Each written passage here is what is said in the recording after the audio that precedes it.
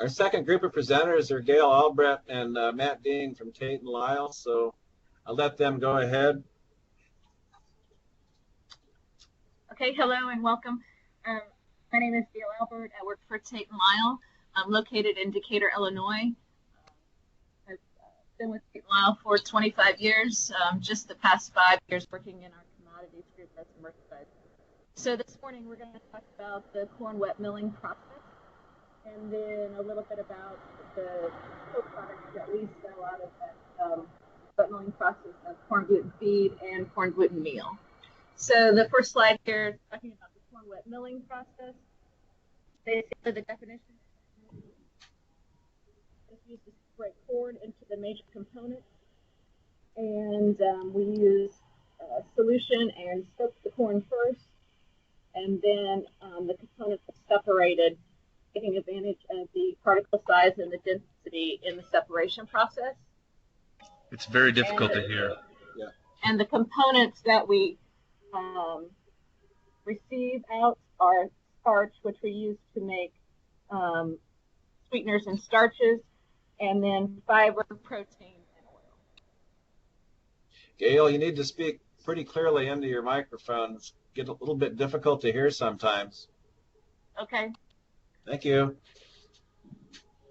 So the next slide shows basically a kernel of corn and the components that we are able to extract from that.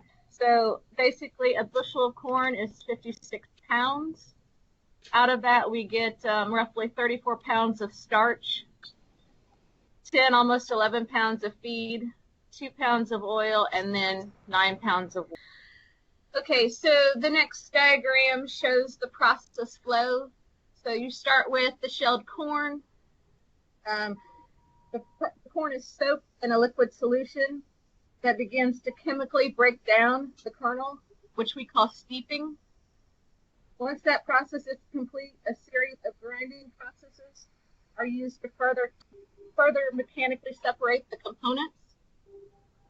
To further purify the individual components, like the starch and the gluten, additional separations are made based on particle size and density. And then each of the streams is further processed to produce a finished product. So once we get the starch out, then it goes through further conversions to either become sweeteners or starches, or it can go into the fermentation process to make alcohol or other bioproducts. And I'm going to turn it over to Matt to talk about corn gluten feed.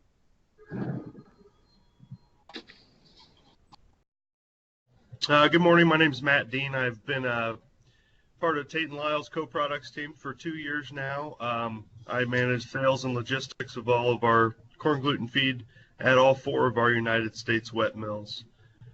Just a little background on corn gluten feed. The fiber, the bran portion of the corn kernel, represents about 11% protein, and it's also a highly digestible fiber. The steep water that the corn's soaked in prior to processing, it consists of about 40% protein and 18% ash. You combine those two in the corn gluten feed, about 65% bran and 35% steep water. The fiber is a low protein, and the steep water is much higher, so that's where we come out, and it typically averages about 22% protein on a finished product basis. Here's a little further look at the composition of corn gluten feed. You've got, as you can see on this chart here, dry matter is 90% of it, protein values 22%. At ash fat, your total digestible nutrients is 82%.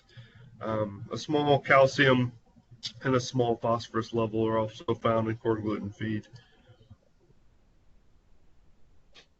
If you want to compare corn gluten feed to other feed ingredients, you look from a total digestible nutrient standpoint and a protein standpoint. Corn at the top is going to be 88, and total digestible nutrients, for those who don't know, it's basically the sum of all nutrients that are capable of supplying energy. You look, corn and wheat both 88, corn gluten feed slightly lower at 80, but on a protein basis compared to both of those top two, it is a little bit higher.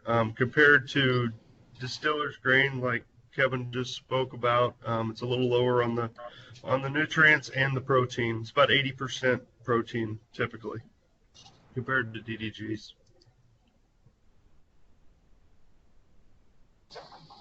It's used primarily as a feeding supplement for cattle. Gluten provides both energy and protein. It complements mostly corn and soy hulls. We've seen different diets come into play as feed ingredients become more available in the U.S. We've seen a big supply increase across the board in all feed ingredients over the last 12 months here domestically. It does work great with a forage diet, primarily hay feeding as a supplement to that. Typically, you would not want to use more than 25% of the total diet being used with corn gluten feed. And also, I mentioned before a couple slides ago, there's a very small calcium content in corn gluten feed, so a high calcium mineral is a must to include in a diet with corn gluten feed. From a marketing standpoint and outlook for corn gluten feed as we move forward here, it continues to be a pretty high demand, well established, competitive source of energy for domestic feed and dairy rations. Over the last 9 to 12 months, we've seen the Chinese exit from the U.S. DDG market. It's weighed on domestic corn gluten feed prices and demand. We think that continues to happen unless China by chance comes back into the market for DDGs. We've seen domestic demand over the last 4 months through the winter here stay pretty strong. As we look forward to spring, there's a lot of seasonality in the corn gluten feed market. Typically, we really see a demand drop off as pastures green up and cattle go back out to pasture. We see that continuing to be the trend this year. We've seen parts of West Texas, where we do a lot of feedlot business, receive ample amounts of rainfall and snowfall over the last 12 months that have really put a lot of green grass and hay into storage down there that's provided, ample supplies going into this winter. We do export a fair amount of corn gluten feed, mostly to the EU and some parts of Africa and some parts of Central America, but the majority goes to the EU. We've seen some challenges there with the value of the U.S. dollar over the last 6 months, but uncertainty of the European crop supplies could provide some support and some export opportunities as we go forward through this crop year. There we go. This is just a chart that, and we do not have this past year on here yet, but it does look very similar to 2014. It's just a list of countries over the last 7 or 8 years that most of the corn gluten feed exports have gone to. As you see, we've gone from a big Turkey. You go back 7 or 8 years, and Turkey was the big importer of corn gluten feeds from the United States. They've kind of dwindled down a little bit in the pecking order of where we've shipped most export feed. Ireland has been the big user of United States corn gluten feed over the last few years. Today, we expect that trend to continue, and we see potentially, as far as just overall volume, we expect it to be very similar to or in line to where we have been the last couple of years.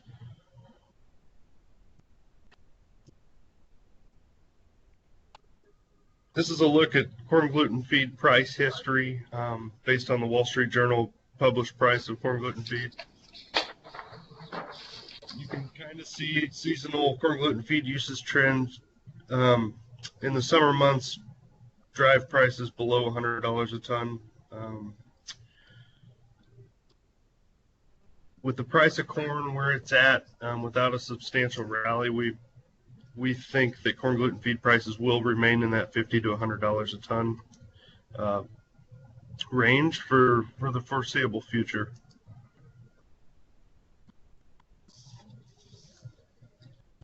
Here's an interesting chart. It's a corn gluten feed ratio analysis. It's a feed price as a percent of Board of Trade, corn futures. The dotted brown line on the chart represent what that percentage of the price of feed versus the price of corn is. And you can see In the spikes, and as recently as this past fall, we've gone up to basically 100% the value of corn.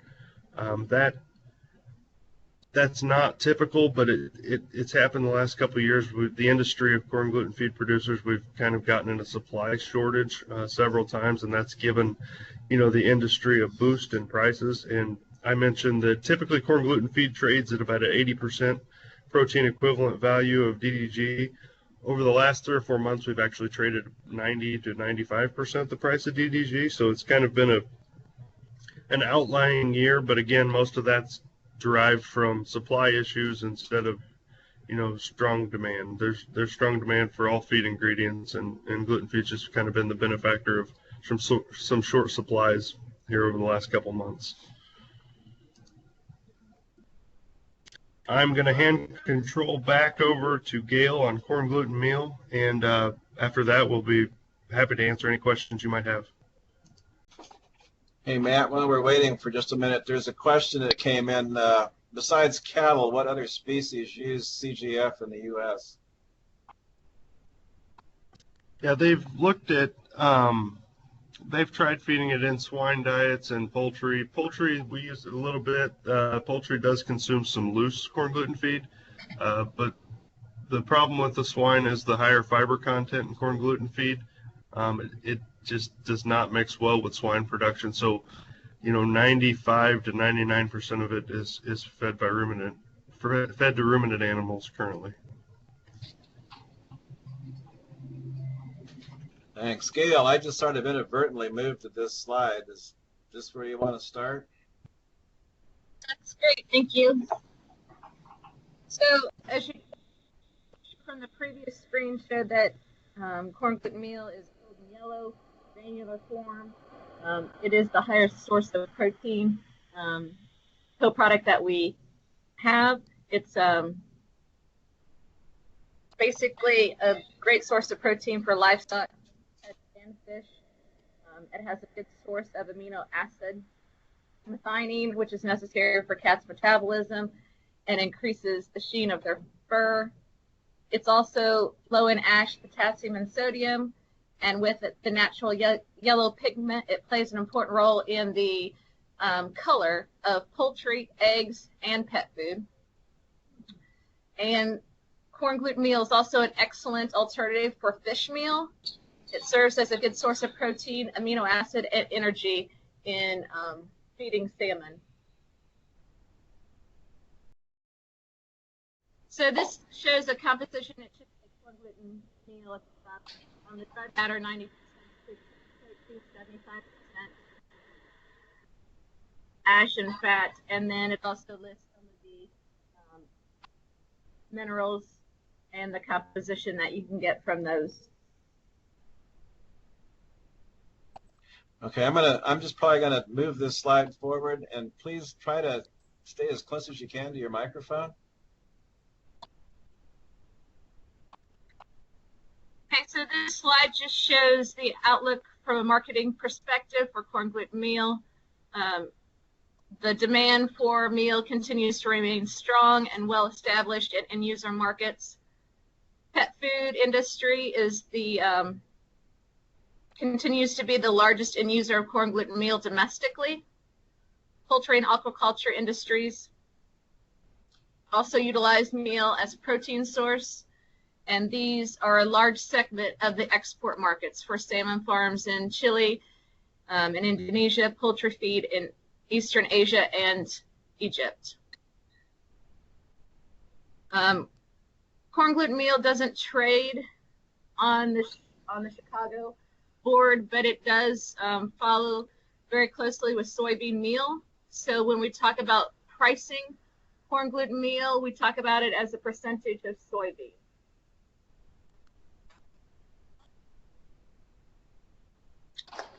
This slide shows basically the countries that we export corn gluten meal. The end users have been steady. 9 of the top 10 importers for corn gluten meal have been consistent for the last 5 years. Indonesia, Egypt, Chile, Japan have accounted for over 50% of the total volume export since 2010.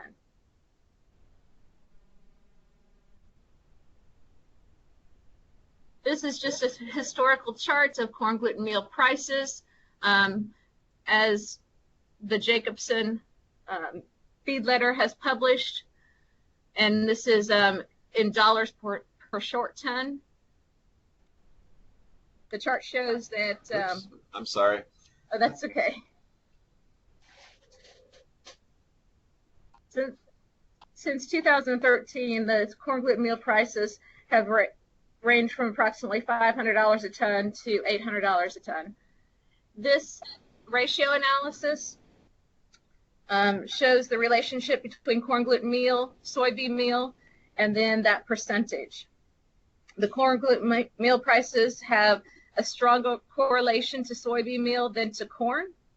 And since there's not a futures contract specifically for corn gluten meal, it's often correlated to the soybean meal prices. Corn gluten meal is a 60% protein, with soybean meal being a 48% protein. The corn gluten meal price at 125% of the price of soybean meal is considered to be a protein equivalent. And based on this chart, you can see that we've traded as low as 120% back in May of 2013, as high as 230 in February of 2010. And today we range around 170% of soybean meal futures.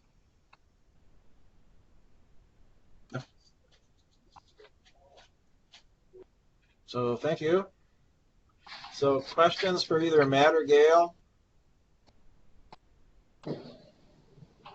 See if I can regain control of my. It looks like Booty is typing a message currently.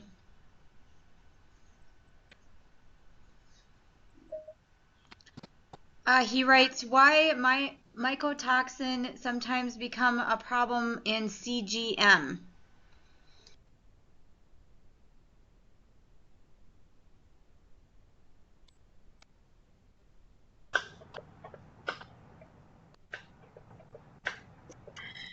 I see the question, why sometimes have a problem with meal? My are really that. Gail, you are cutting out. I don't know what to do about that. Okay, well, I'll let Matt see if you can hear him better.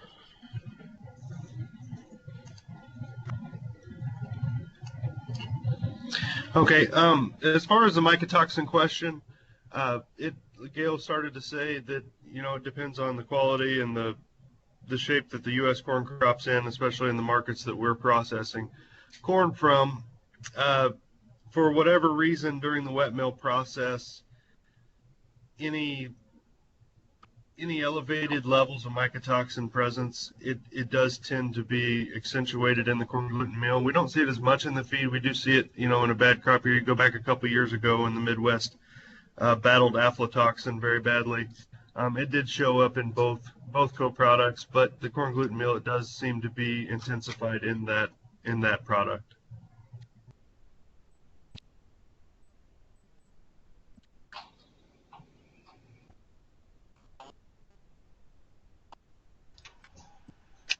So does anybody else have any questions, comments?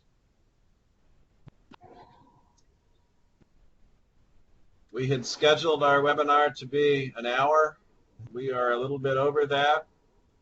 If I don't have any other questions or comments, we might just say that we're finished, and we would thank our presenters. Comments? Kim, before we leave, this is Alvaro Cordero. Yes.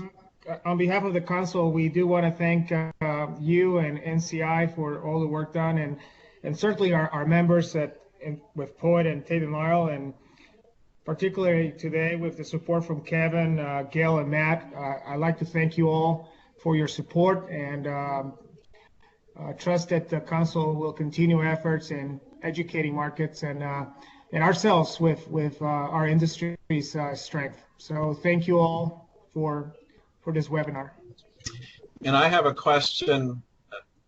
We're just sort of learning how to do webinars on Skype for Business. I think it goes pretty good. I think it could be a lot better. What is the general consensus of everybody that was on this meeting today? Is the platform, is it user-friendly? Do you have trouble with it? Are there things that, it's obviously things I need to learn so I can do a better job of being a host. But other than that, I think it works really well. And I would encourage Grains Council to talk amongst themselves and try to see if this isn't something they could do on a more routine basis. You know, it really helps, I think, communication when you can actually sit down and see one another. Now, granted, I make funny faces all the time, so I don't realize that, and I apologize. But I think it's a better way to communicate. Betsy, you've got one more question here you might want to read. Yep. This is from Booty again. Can you sell CGM with max moisture of 10%?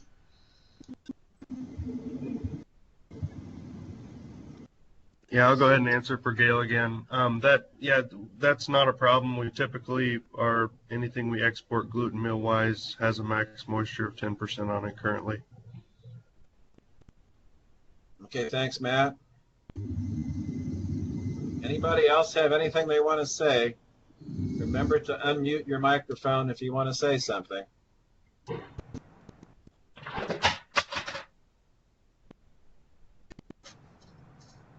Okay. It looks like Booty's typing another message. Yes, his question is, why become moldy when arrive in Indonesia?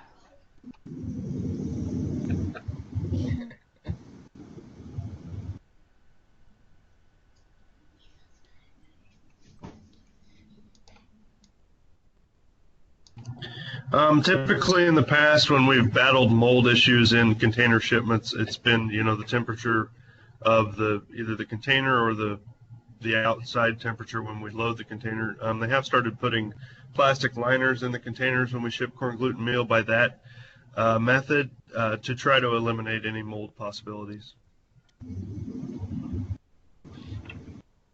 Yeah, I think part of it's probably transit time. Some containers get there a little more rapidly than other containers. Depending upon where they're sitting around, that can be a real issue.